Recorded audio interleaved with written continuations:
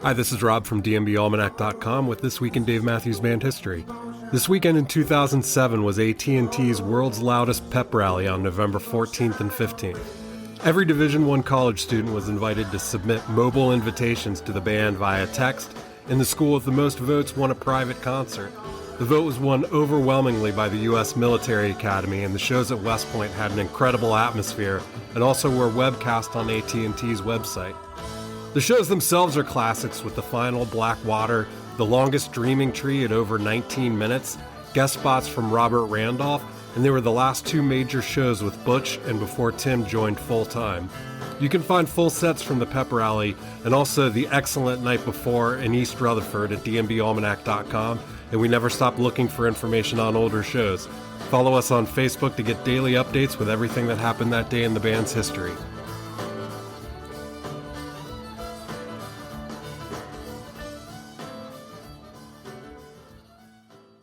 Have you ever stopped to think about the fans behind a band? What is it about the music that keeps fans coming back for more? Or is there more? My name is Renae Lipsmeyer, and I am the host of this podcast, The Space Between Podcast, the podcast where we talk about the fans of the Dave Matthews Band. Each week, a fellow DMB fan joins the show to discuss their journey with the band. Welcome to the Space Between Podcast.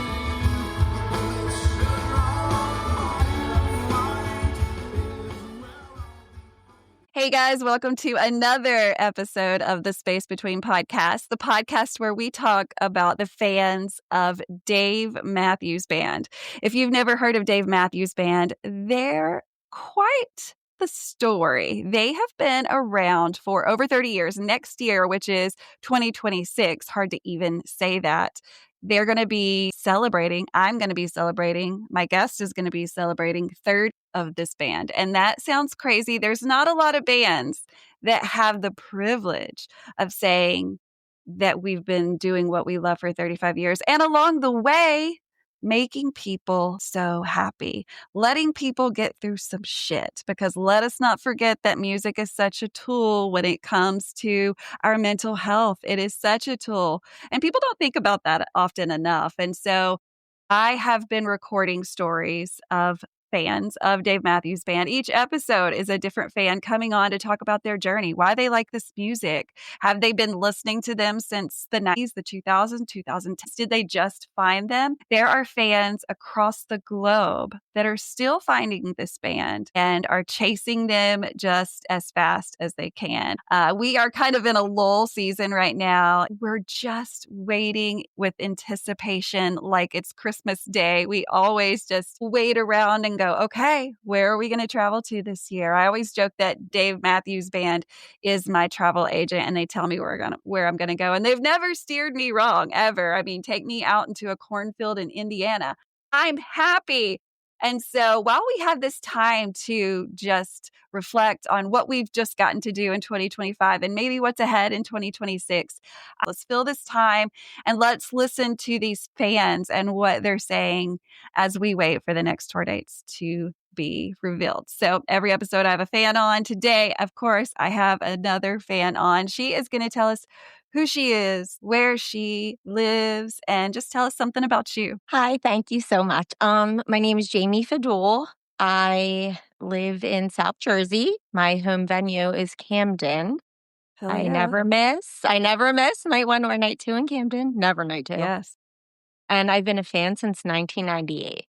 Oh, yay. This is going to be so fun. This means you have a lot to share. I want to say that when you say 98, that's such a comforting time to me, but it was my first year in college, or it was my second year in college. That was just such a good time. And the 90s were very transformable years for Dave Matthews Band going into the 2000s and all the fun that we have to talk about here.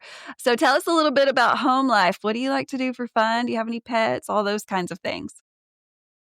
So I'm married. My husband actually proposed to me at the Holmdel show in 2013, and he is not a fan. He's not a fan, so big points for him. Yes. We have an 8-year-old daughter, And we Awesome. are looking forward to getting another Boston Terrier in the spring. Yay. And I'm They're a so cute. hairdresser. Yes. And I'm sure today while we're talking, a few of my clients will come up in the stories that I'm going to tell. We'll give them a shout out, right? So when they listen to it, it'll be Yeah, like, of what? course. Shout out. So tell everyone that's listening to this, do you remember the moment that you heard of Dave Matthews Band? Like, how did you hear about them? So I was a senior in high school. I want to say it was maybe like 1995. I want to say Crash is the song that I first heard that I was like, okay, like, this is good. But I listened to like Biggie Smalls. So, Hell you know, yeah. Yes. Dave was so not So far like away. my side of the spectrum. So yeah, it wasn't until 98, 2 years later, in the summer, the band would come to Camden every like June, and it was around my birthday. And a group of friends I worked with were huge fans before me. And they were like, hey, you want to come with us? And I was like, yeah, why not? And it Why not? from that show, I was absolutely hooked. Okay, so let's And that stop was because I have to digest this first show because it's a pivotal moment in any fan's life. I really believe this because you had heard of them, you heard their music. Now, in this time, they didn't have quite the catalog they do now, but they did have some good ones, some really core songs that are still core songs. Going into the concert, did you know anything about the way that they do business live versus albums? nothing. And I think people, that aren't fans still that go, like, I was just hoping to hear Crash or, hoping to hear, and I just kinda went into it not thinking anything of it. It was Yeah, just right. a summer night out with friends, Yeah, and yeah. it turned into what it is now all these years later. Why I was think that? Like, I was 20, so it was 27 years ago. what was it about that show that made you go back out and look for more? Or like how did that catapult into what is now? But like Uh, tell us more about the beginnings. Like do you remember and I know that that's so long ago. If you were to ask me like what I was thinking in 98, I swear to you, I don't know. And I'm sure that's a lot of the way you feel too. 98 was a long time yeah. ago, but like what was it about that show that made you want to go and listen to more? I think it was for sure the music. I never was into that vibe of music. And I still, now, the music I listen to, I think is more like Dave. So Yeah. I think that was like my gateway to like more chill vibes and just the people and hanging out and tailgating. And then at that time, so many of my friends were into Dave. So it was like, Yeah. are you going? I'm going. Let's meet up. And it was for years. So like a large group of friends would go and you would all go together. And throughout the years, that group has dwindled down. Then, you find new day friends and then Yes. it's like it comes and goes. But and at that time, because it was so popular, I think that's what really got me into it. Sure. No, It was just totally there was understandable. It always was someone it there. was just right in front of you. I mean, at that Yeah, time, they were everywhere in 98, everywhere. 99, 2000. I mean, they were this just their peak after coming out of starting. Rightly so. They were just murdering it all the time. They don't know how to stop being so good. And I hope that they just don't know how to No. stop. And I don't want them to. But so leading into that, do you remember? And because I know that there had to have been a show number two. Lead us up to that. So then, Well, so you okay, so probably went so taking it back. So you went to many at Camden. So show number 2 was yeah. at Camden. So you did many shows at Camden. When was the first time that you decided to go outside of Camden to see them? Stay with us. We'll be right back. What is going on, Space Between podcast listeners? This is David, the drummer with the Dave Matthews Tribute Band, here to tell you about 2 new tours we have coming up to close out 2025. First, the DMTB will embark on its Tomorrow We Die Fall Tour. starting October 2nd in Woodbury, Connecticut, and completing December 6th in Plattsburgh, New York. This tour features a run of shows down to Florida and back, with stops in Ohio, Virginia, North Carolina, all the way down to Key West and back, with stops in Illinois, Michigan, upstate New York, Pennsylvania, Massachusetts, New England in general, you name it. We're probably going to be in a city near you if you live on the East Coast. So make sure you check out thedmtb.com/tour and see if we're going to be near you. Second, we're absolutely stoked about our Gamblers and Robbers 2025 New Year's Eve tour. This tour is going to have 5 shows between December 26th and December 30th in the Northeast region, a highlight of which will be a stop in Buffalo, New York at one of our all-time favorite venues, Town Ballroom, as well as other killer shows around the Northeast to ring in the new year and celebrate the holidays Dave style. So make sure to check out the dmtb.com/tour for events and ticket info, and follow us on the various socials like Facebook, Instagram, YouTube, and so on by searching the DMTB. Hope to see you on the road, and back to the podcast.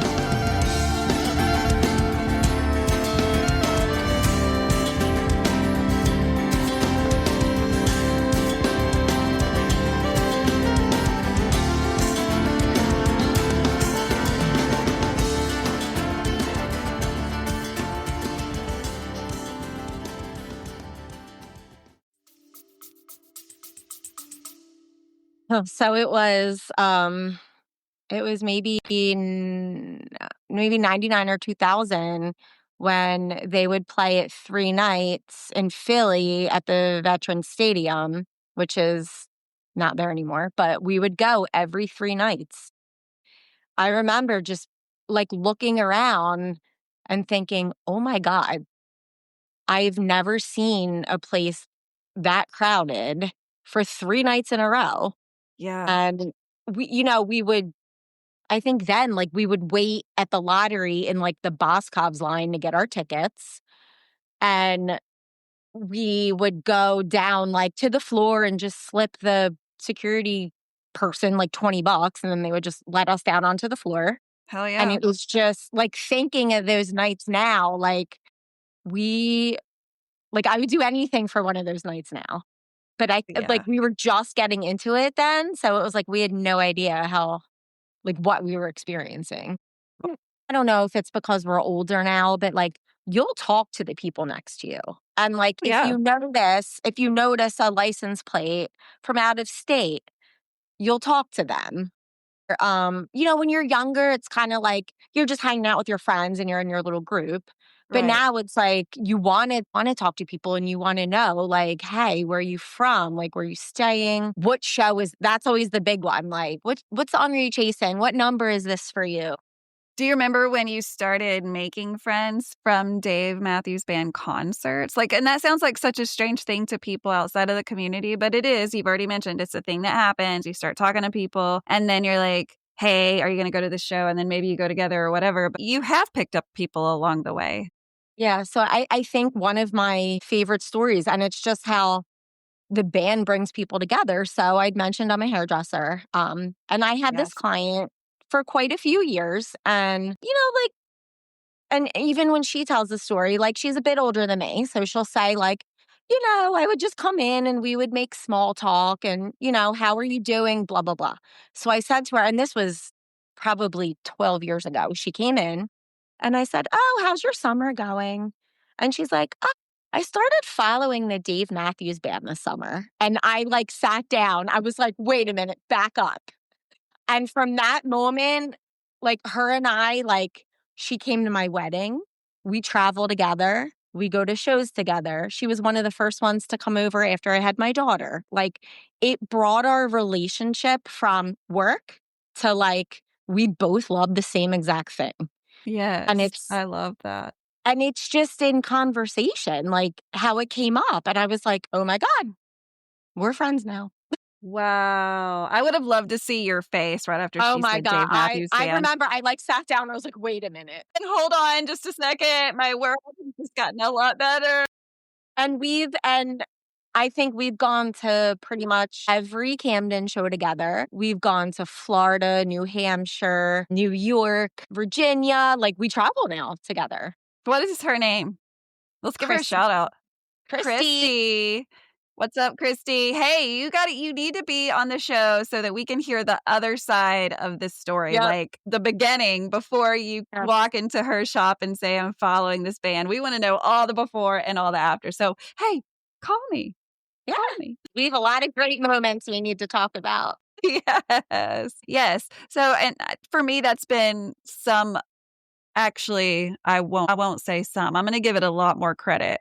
The people, the friends, the relationships, just the one-time meeting of people, always so pleasant. It is, if you have to say the number one and number two reasons why you go to Dave shows, those are pretty tight for me. Obviously, we're going because we all love the same band, but I'm also going because I get to see some of my best friends that I only get to see at Dave shows, friends that I know are on board to talk to me about the length of Seek Up. Like whatever weird scenario I can bring up, like they got my back and they're excited to talk about that. So it's so cool to meet people at venues. And I find that it's kind of easy, right? Like maybe obviously I could talk to a wall, but like Right. I feel like it's pretty easy to meet people, don't you? Just in general? For sure. Yeah.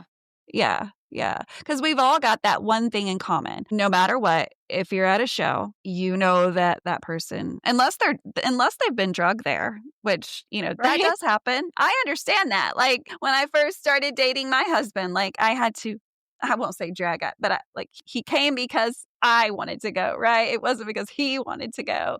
And it sounds like maybe you kind of have that same experience too. So tell us about your family and tell us how this is all kind of, because Dave came first, right?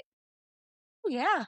Dave Yep. was before husband and baby. So He like, was how does before that my husband and integrate baby. into all of that? Yeah. So, yeah. So my husband, wasn't a Dave fan. And, in the car, I would always try to play it because, you're like, oh, maybe they'll hear one song that'll do it for him, Yes. So he really liked Crush. And I was like, okay, that'll be our song, So Right. I'd play it in the car. And this was when we were dating. We were only dating about, I think, 10 months. We went to the show in Holmdel, New Jersey, and they played Crush and he proposed, and I was shocked beyond belief. And I said to him in the car, because he doesn't know, they could have not played Crush and he didn't know that. Right. Right. And I said, babe, what if they didn't play Crush? And he's like he had no idea that was even possible. On the table, like they're going to play it at every show like every other band does. Right. And I mean, thank God they did. It was meant to be. It was meant to be. It was that moment. Yeah. And then, so he's come to a few more shows. He likes You Might Die Trying, which I was very proud about that. Yes. So we're slowly getting there.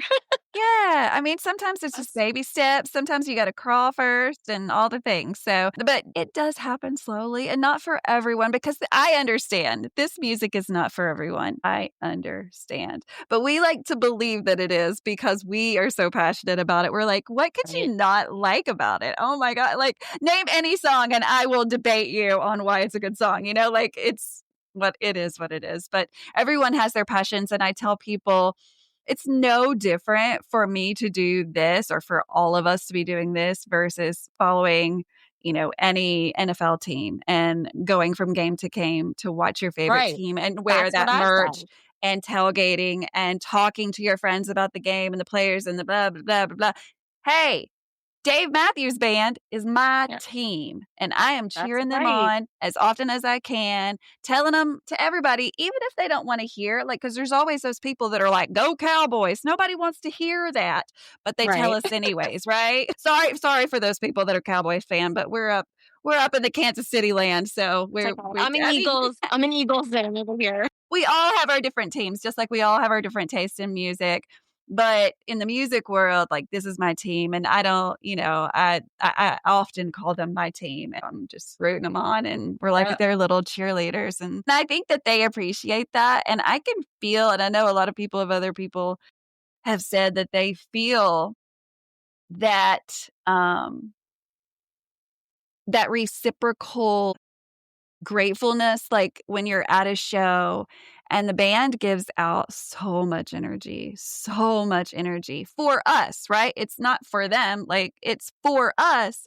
But in turn, I really believe that we are giving it right back to them, and that they can feel it and see it on our faces and in our, whatever we're doing at that moment. It's such a full circle event, like you believe that, man, I really got something today. And I think based off of thousands of interviews and 3 decades of interviews, they really are digging it too. They love their fans. They love their fans. Yep. And we're so thankful for that, because I see that they see that it also took us, right? Like we had to be there to make this all happen. And they know that and realize that and embrace that as they should. And so we're just so thankful that they are not only good at what they do, but they're also super humble about it. They're super grateful about it and thankful. And so that just makes everything so much better. Let's talk about tailgating. Just in my area where I live, like big groups of people just go and set up to tailgate, and everyone has plans to meet up. So it's more of people, and I think because I've been going to Camden for so long, I meet up with just people I know from home. I don't really, and I don't even know, like I've met people from other states that, and like, I'm like, where did you come from? And it's like, Right. I know Everywhere. this one and that one. Like, why are you here? You're from California. And you know why. You know why. I know why. I know why. Because you got to chase these boys. That's right. I'm like, all right, see you next year. And everybody talks about Camden. It literally is one of the places that so many people have been to, because it is a 2-night event. And of course, people are going to come in for that because it just makes more sense sometimes financially. But also with you guys being on the East Coast, there's just a lot of people on the East Coast. And since the band started on the East Coast, there's naturally more of a fan base located in that section of the country. However, we know that they have fans everywhere, because you can go anywhere to any show and find people from all over the United States and even other countries that have come all the way to go to your venue to hear Dave Matthews Band. There's something magical about that. And again, I like y'all's area. It's got so much history, good, bad, indifferent, whatever. Yeah. We're very close to Philadelphia, pretty close to New York. I've taken the train to Madison Square Garden, go to the show, take the train back. So great. And even another thing how Dave Matthews brings people together. Last summer in Camden, there was actually a girl I was friends with in high school. She was actually behind me at the show. And we were like, oh my God, so good to see you. And then that fall, she had reached out and she was like, hey, would you want to go to Madison Square Garden? And I was like, yeah, sure, of course. And I hopped on the train and met her. And it was nice because before the show, we caught up. I hadn't seen her in probably 20 years. Wow. So, it's just how the band brings people back together. Yeah. And we went to the show. And then actually, again, this summer, we went to night one together. Wow. So how is it at MSG? I've yet to be there to see them. I mean, I've heard all the magical things, but how was it for you? It's so great. I love fall tour. Even in Philadelphia when they come in the fall, I feel the set list. I mean, I say every set list is the best set list. Me too. Especially in the fall, I think it's really, really geared towards maybe the fans, or it's deeper. It's a different vibe from summer. Sure. I think and then you could always get Christmas song thrown in there somewhere, which is nice. That's right. Yep. Okay, so I want to talk a little bit how Jaime even got on this show. I mean, not that it is hard. All you do is let me know, hey, I want to share my DMB journey, and then we set up a time to do this. But Jaime, I heard of her because I had a guest on the show not too long ago. His name is Jack Saady. He is in Medford, New Jersey. He's doing a side project called Gray Street Stories. He's a photographer, so he asks the fans that participate in these photo sessions to bring keepsakes from their fan voyage, whether it's ticket stubs, drumsticks, t-shirts, whatever it is, to help kind of tell your story visually through his photography. So Jaime was the very first person that Jack got when starting this new project. So tell us, how in the world did you and Jack even find out about each other so that this could happen? So Jack and his family came to the salon where I worked, and I believe I started doing his wife's hair first. And of course, like I do with everybody, I probably mentioned Dave Matthews Band, where I said, "Oh, what are you Sure. doing this weekend? I'm going to the concert, whatever." And she said, "Oh, Right. my husband likes Dave Matthews." And I was like, "Oh, okay." And then, then Jack came into this. Your wife told me that you're a Dave fan. So then, that was, Yeah. our whole thing. And then, then it snowballs. Then Jack and I became Facebook friends. And then we both became, members of Dave Matthews Facebook pages. And then when he was starting this project, he had reached out to me and told me about it. And he actually does, you mentioned he lived in Medford. I live in Medford also. So, he had mentioned that he wanted to start this project. And I was like, I'll love to do it. And I brought all my posters, my drumstick, and my photo albums back from when we used to carry cameras around. It was just so nice. I actually stayed a while after the photo shoot just to talk and connect, because like you said, we can talk about this for hours. Yeah, we've got hours worth of things to talk about, if not days. I mean, it's like, how far do you want to break it down? Like, do you want to go album by album? Do you want to go song by song? Listen, I'm glad he's doing what he's doing. I know that it's a fun project for him. It's a way for him to use his skills to talk about something that he's passionate about as well and share his fan story. Although I'm like, who's going to take your picture, Jack? Like, you need to be part of Gray Street Stories too. And Jack, I know you're going to listen to this. So who's going to document your story? Jack? I mean, I have. Need a selfie. So there's that. But you need some pictures. If you're listening to this on a podcast app, just know that you can watch this on YouTube. All of my episodes are up there, and you can see, I'm going to put some of Jaime's pictures that Jack took, so you can kind of see what kind of work Jack Saady is doing as far as his Gray Street Stories. So if you're on YouTube, you're going to be seeing those now. And again, if you're listening to this on podcast app, just know that you can go back later and watch it on YouTube and see this picture. There'll also be links to Jack and Jack Saady Photography, Gray Street Stories in the show notes. So look for those after you get through listening. I'm just so thankful to go to as many shows as I can. But I remember the first time I heard Break Free live, I cried. I was like, oh my God, like, because I would listen to that song all the time. And you go through phases with songs. And I think too, it depends what's going on in your life at the moment. Yeah. But I remember I heard that song and I was like, I finally heard it. It's crazy that we'll be celebrating 35 years next year. Any thoughts on what you think they're going to try to do to celebrate 35 years? I haven't thought of that. I know, me either. I mean, what could it be? I don't know. I mean, Probably Charlottesville? Probably? yeah.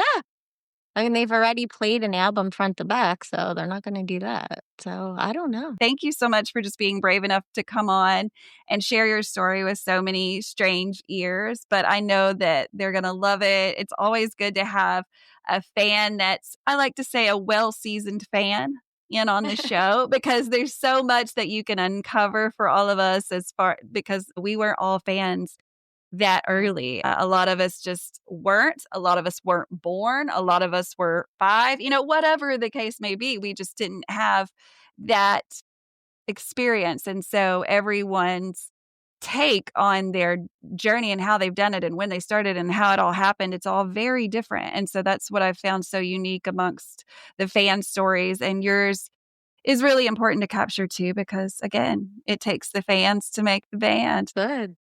Awesome. Well, guys, again, if you are just listening to this on a podcast app, know that you can just go to YouTube and type in the space between podcasts, and you will find almost every episode, except for maybe like most of season 1, that was Season 1 and season 2, I love because I had so many great people, but I laugh because I didn't know what I was doing. I still don't, but they're out there on YouTube. And so you can watch the show grow and progress as we moved forward. We're about to celebrate 3 years here at the Space Between podcast. And I'm just so thankful for each of you that continue to listen, each of you that reach out and want to document their story and understand that that's what I'm doing is documenting the fan side of the story before it's all over, guys, because we're not promised tomorrow. We're celebrating 35 years and we're going to document it until the wheels fall off. So, guys, be sure to stay tuned. You never know who's going to be next. So stay tuned. Make sure to follow on YouTube, follow on your podcast app so that it tells you, hey, a new episode just came out. You got to do that. But, guys, in the meantime, peace, love, and Dave Matthews Band.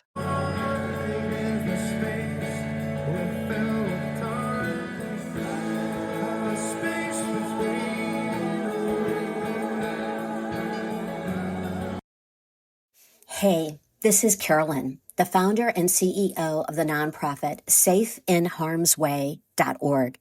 It's an honor to be part of the Space Between podcast family and very thankful to Renae for offering us time to talk about how people can show up for themselves or someone they love who is experiencing violence in relationships.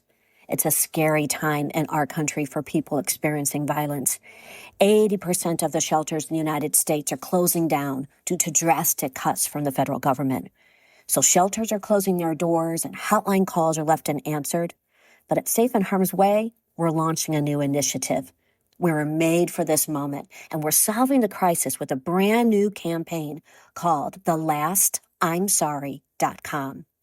TheLastI'mSorry.com is a mobile-friendly site that features an interactive platform allowing for any person to identify exactly what they're experiencing and then get 2 immediate and actionable solutions based on the visitor's situation.